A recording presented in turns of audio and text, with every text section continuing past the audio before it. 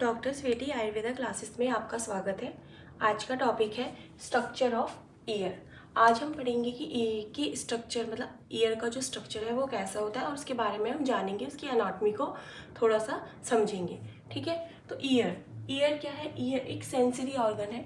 जैसे कि हमारे 5 सेंस ऑर्गन्स होते हैं, उसमें से एक जो है ईयर होता है। ठीक है, ईयर क्या करता है? ये एक सेंस ऑर्गन है, यानी ये सेंस कराता है हमें किसकी? हियरिंग की एंड बॉडी बैलेंस।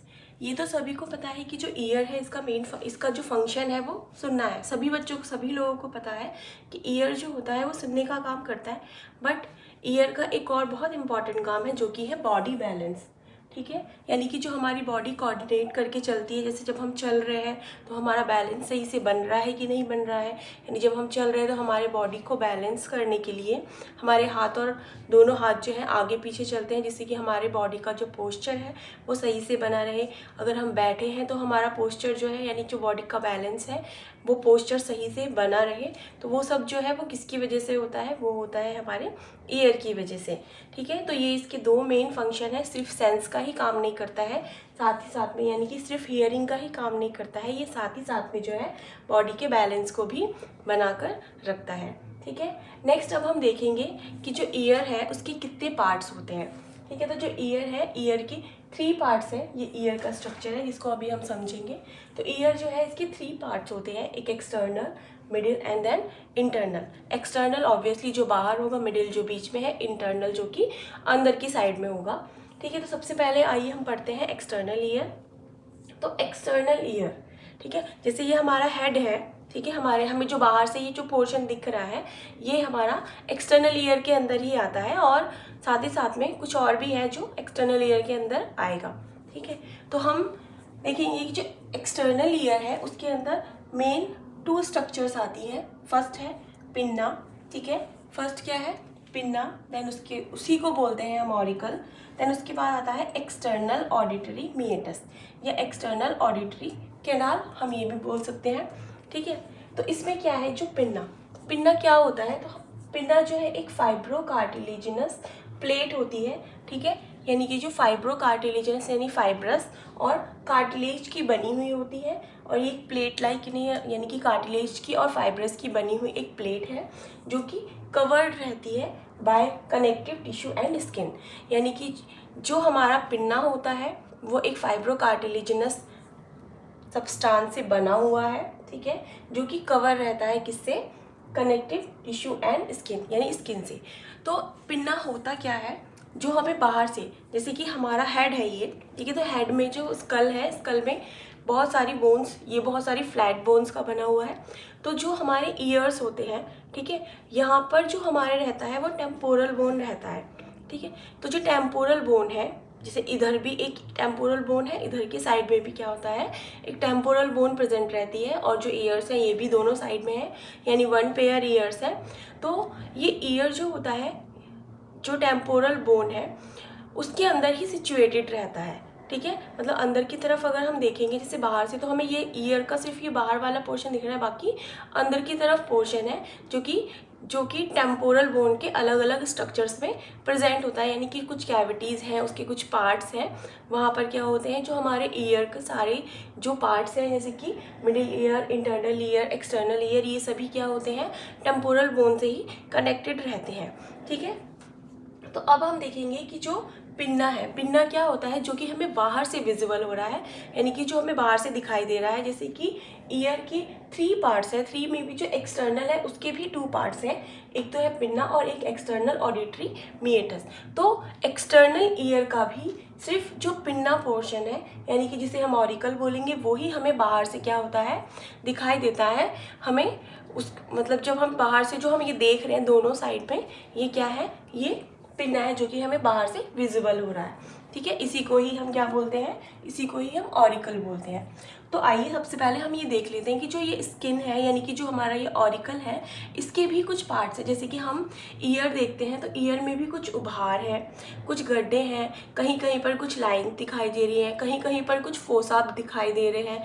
ठीक है, तो इनके भी अपने अलग अलग नेम्स होते हैं। तो जैसे अब हमने यहाँ पे स्ट्रक्चर बनाया हुआ है देखो, और ये जो है हमारा पूरा ईयर का स्ट्रक्चर है। तो इसमें क्या है, जो हमारा बाहर से जो ये पोर्शन दिख रहा है, ठीक है, क्या दिख रहा है, जो बाहर से हमें ये पोर्शन दिख रहा है ये पूरा वही है, यानी पिन्ना का डायग्राम बना है। तो पिन्ना में क्या होता है कि एक है हेलिक्स, दैट मीन्स कि जो हमारा ये कर्व्ड लिए हुए पोर्शन, सबसे आउटर एक कर्व लिया हुआ पोर्शन है, उसी को ही हम बोलते हैं हेलिक्स। फिर ये नीचे वाला पोर्शन, इसको बोलेंगे लोब्यूल, यानी जहाँ पर इयरिंग्स पहना जाता है, हम ये बोल सकते हैं कि जहाँ पे इयरिंग्स पहनते हैं वो कौन सा पोर्शन है, वो है लोब्यूल पोर्शन। अब क्या है, ये हेलिक्स जो है, हेलिक्स के जस्ट आगे यानी कि इसके जस्ट सामने यानी इसके पास में ही यहाँ पर एक और कर्व लिया पोर्शन होता है, तो ये होता है हेलिक्स। और ये इसके आगे है तो इसको बोलेंगे हम एंटी हेलिक्स। ठीक है, एंटी हेलिक्स बोलेंगे। फिर क्या होता है, यहाँ पर दो फोसा भी प्रेजेंट है, एक ट्रायंगुलर फोसा और एक स्केफॉइड फोसा। तो जैसे अगर हम एंटी हेलिक्स को देखें तो एंटी हेलिक्स जब ऊपर की तरफ यानी हेलिक्स, जैसे ये हेलिक्स है, हेलिक्स की तरफ जाता है तो ये 2 पार्ट्स में डिवाइड हो जाता है। ठीक है, 2 पार्ट्स में डिवाइड होगा तो इसके बीच में एक फोसा बनता है। ठीक है, जैसे इधर एक पार्ट है, इधर एक पार्ट है, यहाँ पे डिवाइड हुआ तो यहाँ पर एक फोसा बना, जैसे कि हमने यहाँ पर नहीं दिखाया है। जैसे क्या होगा, जो एंटी हेलिक्स है यानी कि ये जो हमारा एंटी हेलिक्स पोर्शन है, तो जब ये आगे की तरफ जाता है तो ये इस तरह से 2 पार्ट्स में डिवाइड हो जाता है। ठीक है, जब ये 2 पार्ट्स में डिवाइड होगा तो यहाँ पर एक फोसा बनता है, उसी को ही बोलते हैं ट्रायंगुलर फोसा। ठीक है, उसी को क्या बोलेंगे, ट्रायंगुलर फोसा।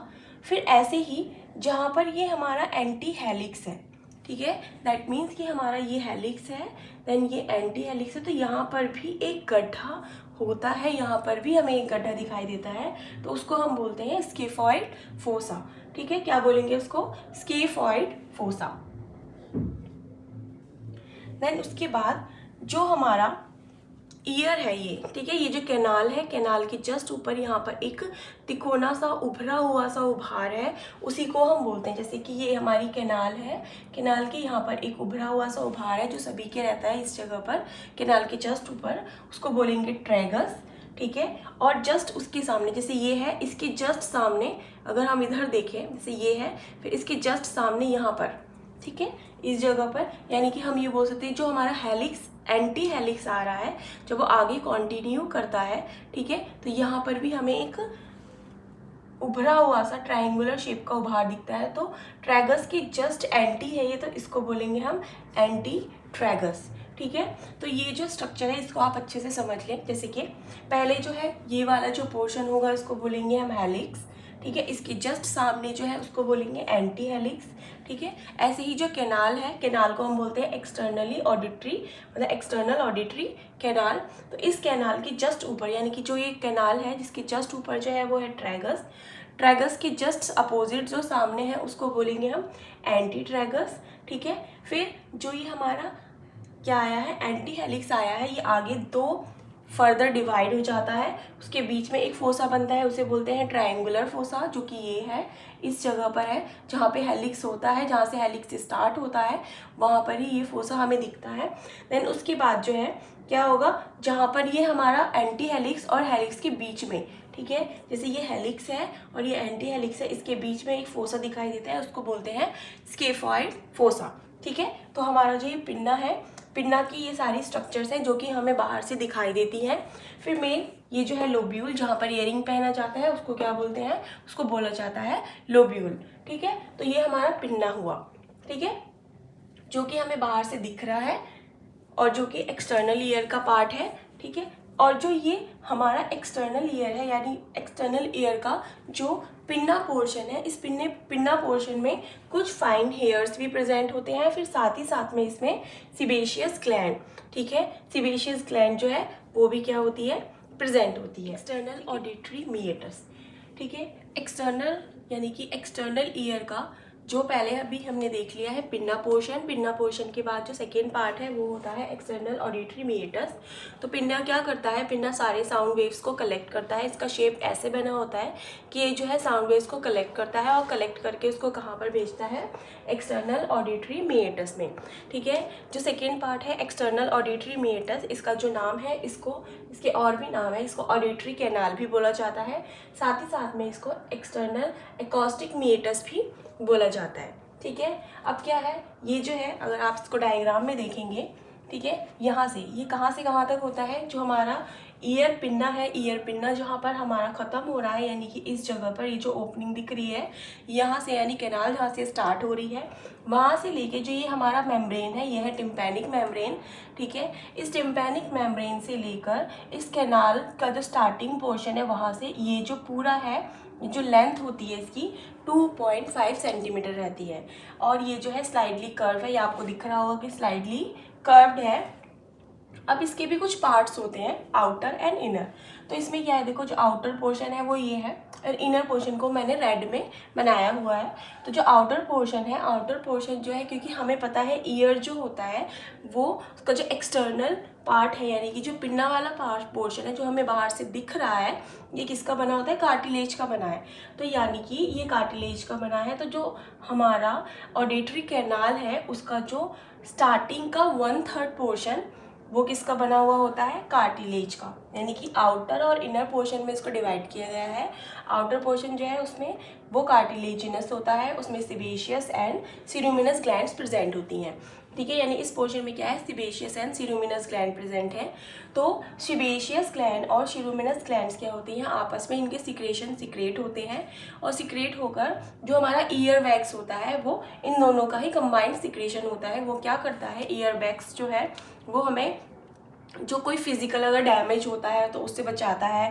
साथ में बाहर से किसी भी, जैसे कोई इंसेक्ट अंदर जा रहा है या कोई बैक्टीरिया या फिर किसी तरह के फॉरेन बॉडी जो अंदर जाना चाहती है उसको अंदर नहीं जाने देती है, उसको बाहर की तरफ क्या करती है, फेंकती है। यानी कि उसकी अंदर एंट्री को क्या करता है, ये प्रोटेक्ट करता है। उसके बाद आता है हमारा इनर पोर्शन, यानी कि जो हमारा ये ऑडिटरी कैनाल है इसका जो इनर पोर्शन है, तो इनर पोर्शन जो है इस ऑडिटरी कैनाल का 2/3 जो इनर पोर्शन है वो 2/3 वो इनर के अंदर आता है। ठीक है, और ये जो होता है बोनी पार्ट है, यानी कि ये बोन्स का ही बना हुआ होता है। ठीक, तो ये टिम्पैनिक मेम्ब्रेन तक जाता है, यानी कि जो बोनी पोर्शन है वो इनर पोर्शन है और वो 2/3 बना है, यानी कि वो ऑडिटरी कैनाल का 2/3 पोर्शन है जो कि बोन्स का बना हुआ होता है। नेक्स्ट हमारा आता है मिडिल ईयर। तो जो मिडिल ईयर है वो टिम्पैनिक मेम्ब्रेन से स्टार्ट होती है। ठीक है, जहाँ हमारी एक्सटर्नल एकॉस्टिक मीएटस या ऑडिटरी कैनाल कह लो या फिर एक्सटर्नल ऑडिटरी कैनाल कह लो। ठीक है, ये जो है हमारी टिम्पैनिक मेम्ब्रेन तक रहती है। देन टिम्पैनिक मेम्ब्रेन से स्टार्ट होता है हमारा मिडिल ईयर। तो जो मिडिल ईयर है ये क्या करता है, मिडिल ईयर टिम्पैनिक, क्योंकि ये जो है टिम्पैनिक मेम्ब्रेन से स्टार्ट होती है, ये जो है हमारी क्या है, टिम्पैनिक मेम्ब्रेन।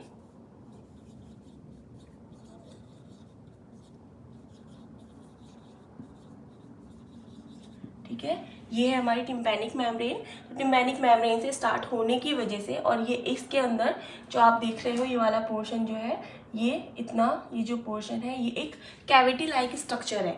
तो क्योंकि टिम्पैनिक मेम्ब्रेन से ये स्टार्ट हो रही है और ये एक कैविटी लाइक स्ट्रक्चर है, यानी कि जो हमारा मिडिल ईयर है वो एक कैविटी की तरह है, तो इसीलिए इसको टिम्पैनिक कैविटी भी बोला जाता है। ठीक है, और इसमें टिम्पैनिक मेम्ब्रेन प्रेजेंट होती है, यानी टिम्पैनिक मेम्ब्रेन से स्टार्ट होता है।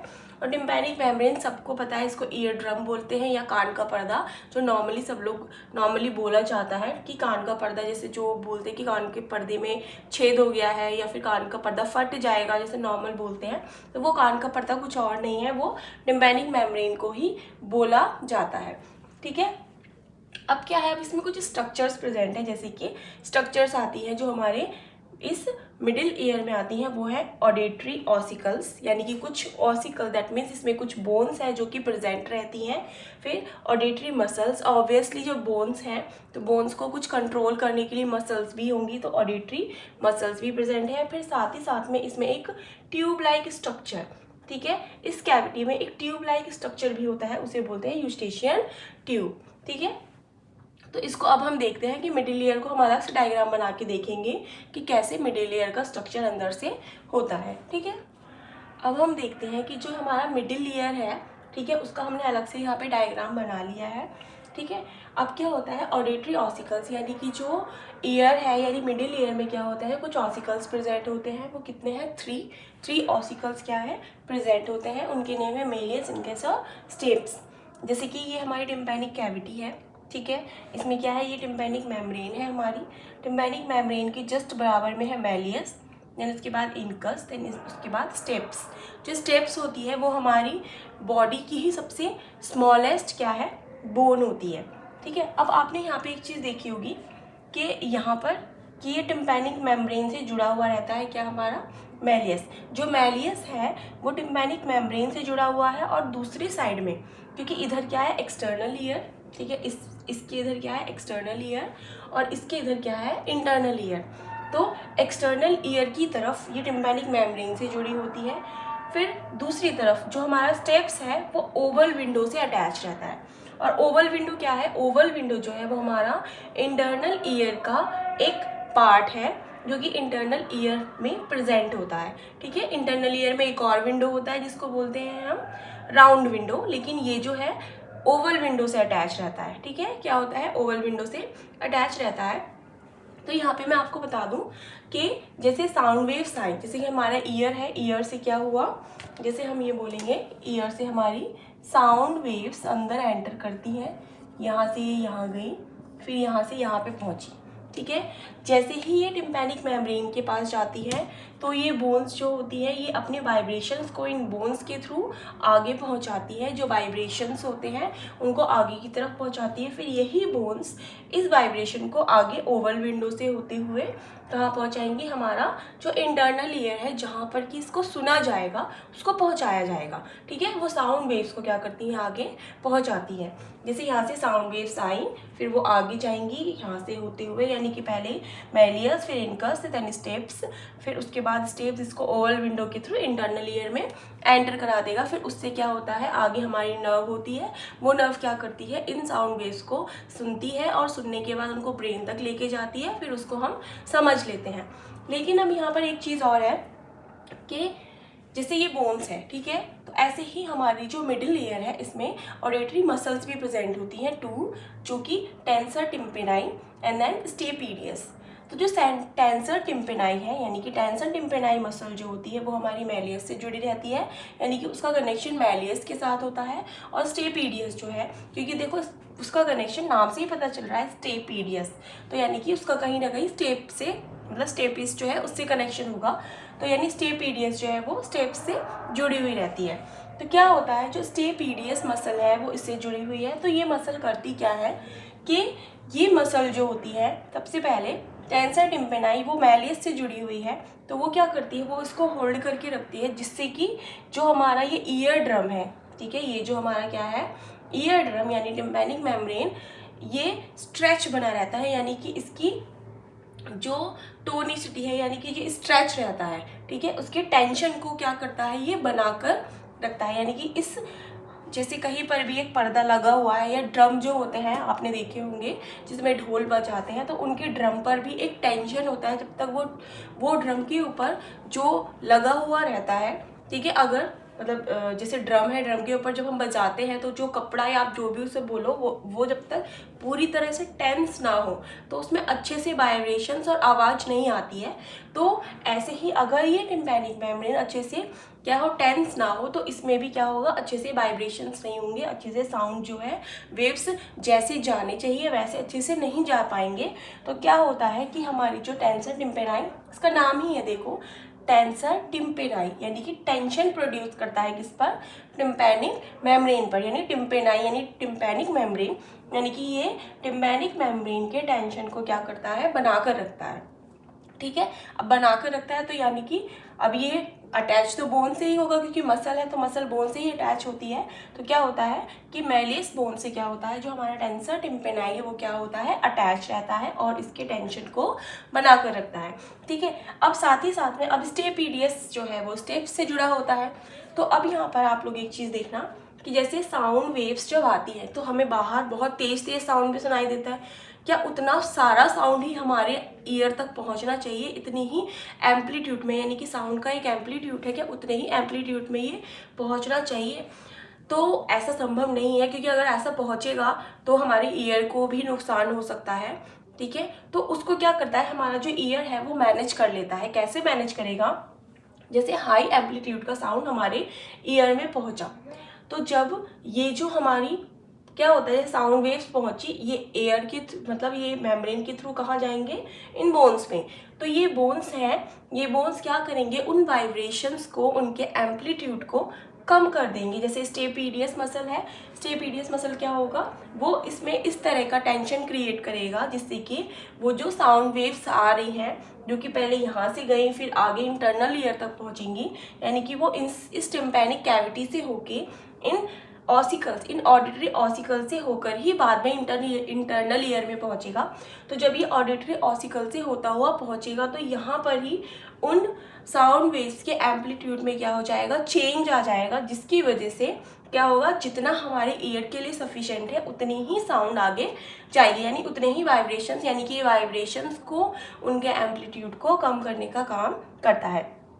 ठीक है, तो ये मसल्स और ऑसिकल्स का ये बहुत मेजर रोल होता है, यानी कि इनका ही ये रोल है जो कि आगे साउंड वेव्स को पहुंचाते हैं। ठीक है, नेक्स्ट इसके बाद आता है हमारा यूस्टेशियन ट्यूब, जो कि हमारे टिम्पैनिक कैविटी में एक ट्यूब है। जैसे आप ये देखोगे कि ये पूरा टिम्पैनिक कैविटी है, यानी मिडिल ईयर है, मिडिल ईयर में एक ट्यूब जुड़ा हुआ है ये। ठीक है, इसको बोलते हैं यूस्टेशियन ट्यूब। ठीक है, यूस्टेशियन ट्यूब। तो अब ये दिख रहा होगा कि ये अंदर से तो जुड़ा हुआ है, बट ये आगे कहाँ जाके खुल रहा है, तो ये जो होता है हमारा जो फेरिंग्स है, फेरिंग्स के अपर पोर्शन, यानी कि अपर पोर्शन ऑफ फेरिंग्स में जाकर क्या होता है, ये यूस्टेशियन ट्यूब खुलता है। ठीक है, तो क्या करेगा, ये यूस्टेशियन ट्यूब वहाँ पर जाकर खुलता है। तो कई बार जैसे अब इसका कनेक्शन, यानी कि हमारा जो ईयर है इसका कनेक्शन किससे है, हमारे जो सॉरी जब आप बोल सकते हो कि नेजोफेरिंग्स, ठीक है, मतलब नेजल, यानी नेजल कैविटी से इसका कहीं ना कहीं कनेक्शन है। ठीक है, तो आप लोगों ने ये भी देखा होगा, इस चीज़ से आप याद रख सकते हो उसे, कि जब हमें जैसे ज़्यादातर बच्चों में या बड़ों में भी देखा गया है कि जब बहुत बार जुकाम होता है किसी को और वो लॉन्ग टाइम तक बना रहता है, तो कुछ टाइम बाद क्या होता है तो कुछ टाइम बाद होता ये है कि उसको कान में भी दर्द होने लगता है। ठीक है, यानी कि उसके ईयर में क्या होता है, इन्फेक्शन पहुंच सकता है, यानी कि जुकाम का मतलब है कि नोज़ में इन्फेक्शन होना। तो जब नोज़ का इन्फेक्शन कहाँ पहुंचेगा, ईयर में पहुंच जाता है, तो वही इस यूस्टेशियन ट्यूब के थ्रू वो इन्फेक्शन क्या होता है, ईयर के जो ये ईयर ड्रम है यहाँ तक भी पहुंचता है। तो कई बार लोगों में ओटाइटिस मीडिया भी हो जाता है, यानी कि मीडिया दैट मीन्स, ठीक है, ओटाइटिस मीडिया यानी कि कान में उसको क्या हो जाता है, मीडिया यानी कि मिडिल ईयर का इन्फेक्शन। ठीक है, तो मिडिल ईयर का क्या हो जाता है, उसको इन्फेक्शन हो जाता है। तो वो इसी वजह से होता है क्योंकि हमारा जो ईयर है उसका कनेक्शन किससे है, हमारे नेजल पार्ट से है, यानी कि जहाँ पे हमारा जो पूरा रेस्पिरेटरी ट्रैक है, यानी कि अपर जो फेरिंग्स है वहाँ पर क्या होता है, उसका कनेक्शन है, इसलिए वहाँ से इन्फेक्शन यहाँ पर भी अगर लॉन्ग टाइम तक बना हुआ है तो यहाँ पर भी आ सकता है। ठीक है, तो ये हो गया हमारा मिडिल ईयर। ठीक है, यह सब आप लोगों को समझ में आ गया होगा। अब हम देखेंगे इंटरनल ईयर। तो इंटरनल ईयर जो है ये कहाँ प्रेजेंट होता है, ठीक है, यहाँ पर ये पूरा टेम्पोरल बोन जो ये डॉटेड में दिख रहा है आपको, ये टेम्पोरल बोन है। तो टेम्पोरल बोन के भी 4 पार्ट्स होते हैं, तो उसमें से उसका एक पैट्रस पार्ट भी होता है। तो जो इंटरनल ईयर है वो टेम्पोरल बोन के, यानी कि petrous portion of the temporal bone, यानी टेम्पोरल बोन का जो पैट्रस पोर्शन है, ठीक है, पैट्रस पोर्शन, उसके अंदर क्या होता है, हमारा जो इंटरनल ईयर है वो प्रेजेंट रहता है। अब इसमें क्या होगा, इसमें 2 स्ट्रक्चर्स होती है मेनली, एक है बोनी लैब्रिंथ और एक है मेम्ब्रेनस लैब्रिंथ। तो बोनी लैब्रिंथ और मेम्ब्रेनस लैब्रिंथ का क्या मतलब है, जैसे कि अब ये इंटरनल ईयर है तो इसमें आपको दिख रही होंगी कि कुछ स्ट्रक्चर्स बहुत स्मॉल सी स्ट्रक्चर्स हैं जिनका शेप में रहना बहुत ज़रूरी है, इस तरह की कुछ स्ट्रक्चर्स दिख रही है। तो क्या होता है, जैसे कि एक स्नेल होता है, यानी घोंघा, जैसे आपने देखा होगा, जैसे समुद्र के पास में जो एक शेल जिसका रहता है, ठीक है, उसके अंदर क्या रहता है, एनिमल प्रेजेंट होता है। तो ऐसे ही आप देख सकते हो कि जैसे ये एक इसी टाइप का स्ट्रक्चर है, ठीक है। इसके अंदर क्या होता है, एक ऊपर से शेल बना होता है बोन्स का, ठीक है। आप बोल सकते हो इसके अंदर ये एक बोनी शेल है, इसीलिए इसको बोलते हैं बोनी लैब्रिंथ। यानी कि ये जो स्ट्रक्चर आपको दिख रहा है ये पूरा बोन्स का ही बना है। उसके अंदर क्या प्रेजेंट होता है, मेम्ब्रेनस लैब्रिंथ, ठीक है।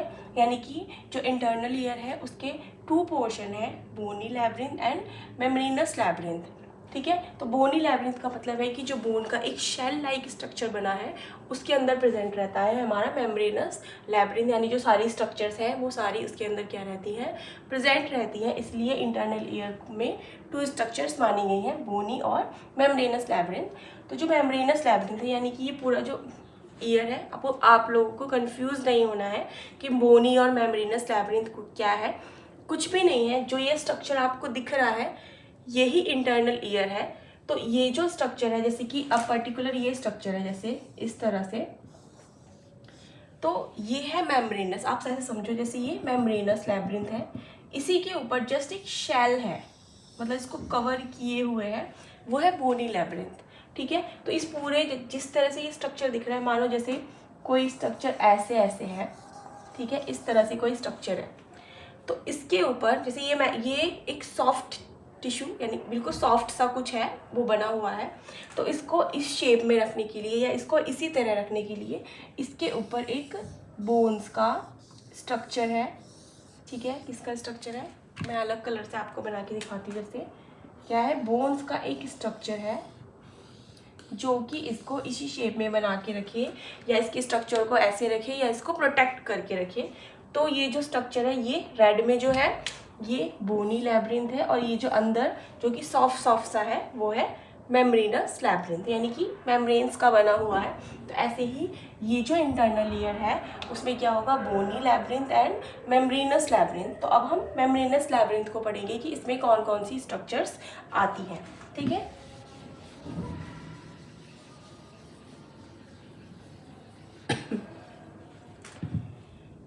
तो देखो जो मेम्ब्रेनस लैब्रिंथ है उसमें क्या होगा, उसमें मेनली 2 स्ट्रक्चर्स हैं, कॉक्लिया और वेस्टिबुलर एपरेटस, ठीक है। Cochlea and vestibular apparatus. तो कॉक्लिया जो है जैसे आपको ये दिख रहा है, तो अभी हमने ये भी देखा था कि जो हमारा ईयर है उसके मेन 2 फंक्शंस हैं।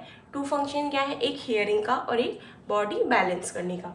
तो अब ये जो स्ट्रक्चर दिख रहा है इसमें जो ये स्नेल का शेल होता है उसके जैसे ये घुमावदार, जैसे शंख में भी थोड़े से घुमाव होते हैं, और जो स्नेल है उसके ऊपर भी इस तरह से राउंड राउंड घुमाव होते हैं। तो इसमें जो ये जो टर्न है ये ऑलमोस्ट 3 टर्न्स होते हैं इसमें, ठीक है। ये जो टर्न है इसको बोलते हैं हम कॉक्लिया, ठीक है। और ये जो कॉक्लिया होता है यही हमारे हियरिंग के लिए रिस्पॉन्सिबल है। दैट मीन्स के हियर्स मतलब सुनने के जो भी सेंस हैं, ठीक है, हियरिंग के जो सेंस हैं उनको ये कलेक्ट करता है, कलेक्ट करके नर्व के थ्रू ब्रेन में पहुंचाता है। यानी कि जो कॉक्लिया पोर्शन है मेम्ब्रेनस लैब्रिंथ यानी कि इनर ईयर में मेम्ब्रेनस लैब्रिंथ जो है उसके अंदर जो कॉक्लिया पोर्शन है, जैसे कि ये पूरा इंटरनल ईयर है उसके अंदर ये इस तरह का एक स्ट्रक्चर दिख रहा होगा आपको, स्नेल लाइक। ये जो स्नेल लाइक स्ट्रक्चर है इसको कॉक्लिया बोलते हैं, ठीक है। और इसमें ऑलमोस्ट 3 टर्न्स होते हैं और ये हमारे हियरिंग के लिए रिस्पॉन्सिबल है। इसके अंदर जो है हियरिंग के लिए रिसेप्टर्स पाए जाते हैं, यानी कि जैसे वाइब्रेशंस आई तो वो वाइब्रेशंस को कलेक्ट करने के लिए इसमें क्या होते हैं, रिसेप्टर्स प्रेजेंट होते हैं। और वो रिसेप्टर्स उनको क्या करते हैं, उनको वो जो नर्व के जो स्टिमुलेशंस आए हैं यानी जो साउंड वेव्स के स्टिमुलेशन या वाइब्रेशंस आए हैं उनको कलेक्ट करके नर्व की तरफ पहुंचाते हैं। तो वो जो रिसेप्टर्स होते हैं उन्हीं को ही बोलते हैं ऑर्गन ऑफ कॉर्टी।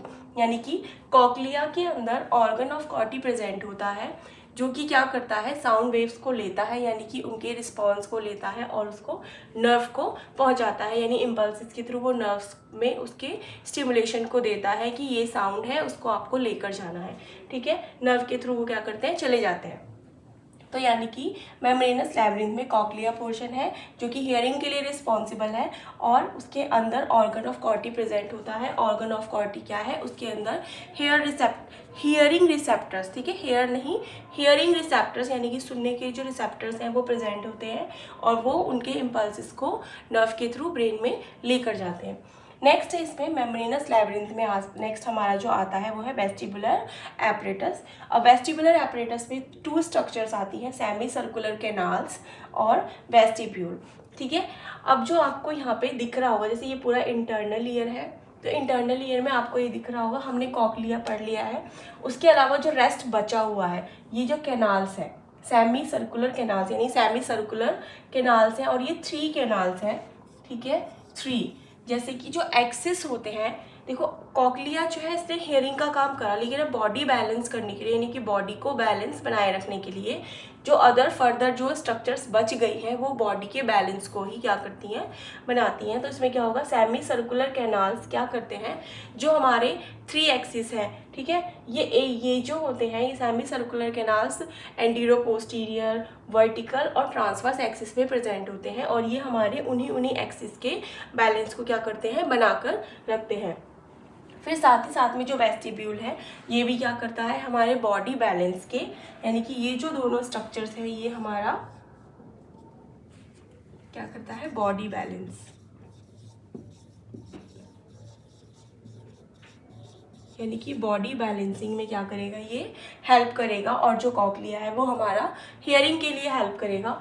फिर क्या होता है, जो इंटरनल ईयर है, ठीक है, इंटरनल ईयर में ये जो स्ट्रक्चर्स है, तो जो वेस्टिब्यूल, यानी कि इसके बाद ये जो स्ट्रक्चर है, ये क्या है, वेस्टिब्यूल, और वेस्टिब्यूल में ही हमारे जो Oval window and round window जो होते हैं वो हमारे वेस्टिब्यूल में ही प्रेजेंट होते हैं। ठीक है, फिर क्या होगा, अब वेस्टिब्यूल जो है वो क्या करेगा, वेस्टिब्यूल से वेस्टिबुलर नर्व निकलेगी, कॉक्लिया से कॉक्लियर नर्व निकलेगी, और दोनों आपस में मिलकर बना लेती हैं कौन सी नर्व, वेस्टिबुलो कॉक्लियर नर्व, जो कि हमारी 8th क्रेनियल नर्व है। ठीक है, वेस्टिबुलो कॉक्लियर नर्व। ठीक है, वेस्टिबुलो कॉक्लियर नर्व क्या करती है, वो हमारी 8th क्रेनियल नर्व है, जो कि हमारे हियरिंग में और बॉडी के बैलेंस को बनाए रखने में वर्क करती है। तो ये हो गया हमारा पूरा ईयर का स्ट्रक्चर, यानी कि अब आप एक बार थोड़ा सा गो थ्रू हो जाए, तो पहले क्या होगा, साउंड वेव्स आएंगी, तो ईयर पिन उसको क्या करेगा, कलेक्ट करेगा। ठीक है, इसका शेप ऐसा ही होता है कि वो जो हमारी जो क्या होते हैं, साउंड वेव्स को अंदर की तरफ कहाँ पर, एक्सटर्नल ऑडिटरी कैनाल में सेंड करते हैं, और फिर वो टिम्पैनिक मेम्ब्रेन तक वाइब्रेशंस जाते हैं। अब क्या होता है, ये जो वाइब्रेशंस होते हैं ये हाई होते हैं, तो इन ये वाइब्रेशन जो है मिडिल ईयर से होते हुए, मिडिल ईयर में जो हमारी मेलेसिनकस स्टेप्स जो क्या होती हैं, हमारी बोन्स हैं, उनसे होते हुए कहाँ पहुँच जाते हैं, इंटरनल ईयर में पहुँच जाते हैं। ठीक है, इंटरनल ईयर में जाकर ये यहाँ से क्या होते हैं, कॉक्लिया में जाते हैं, और कॉक्लिया से फिर आगे नर्व्स में जाते हैं। तो इस तरह से साउंड वेव्स आगे बढ़ती चली जाती हैं, और ये जो बीच में ऑसिकल्स हैं, ये इन साउंड वेव्स के एम्पलीट्यूड को कम कर देते हैं, और फिर वो कम साउंड वेव्स को जो होते हैं, कॉक्लिया के अंदर क्या होता है, ऑर्गन ऑफ कॉर्टी प्रेजेंट रहता है, जिसमें कि रिसेप्टर्स होते हैं हियरिंग के लिए, वो इन साउंड वेव्स को कलेक्ट करते हैं, और कलेक्ट करके इसको कहाँ पहुँचाते हैं, नर्व में पहुँचाते हैं। तो ये था हमारा ईयर। अगर आपको इस टॉपिक में कोई भी डाउट है तो आप मुझे कमेंट बॉक्स में कमेंट कर सकते हैं, और मेरे चैनल को लाइक, शेयर एंड सब्सक्राइब करें। Thank you.